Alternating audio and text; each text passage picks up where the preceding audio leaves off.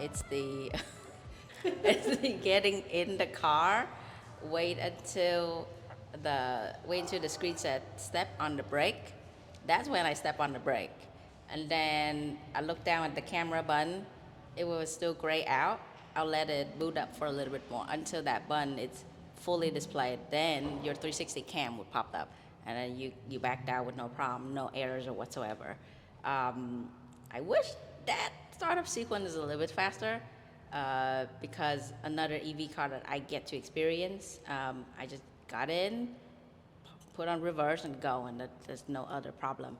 Mainly probably because the other car had more physical buttons that it has, and VinFast, everything is on the screen. So, it takes a little bit of time to start up. So.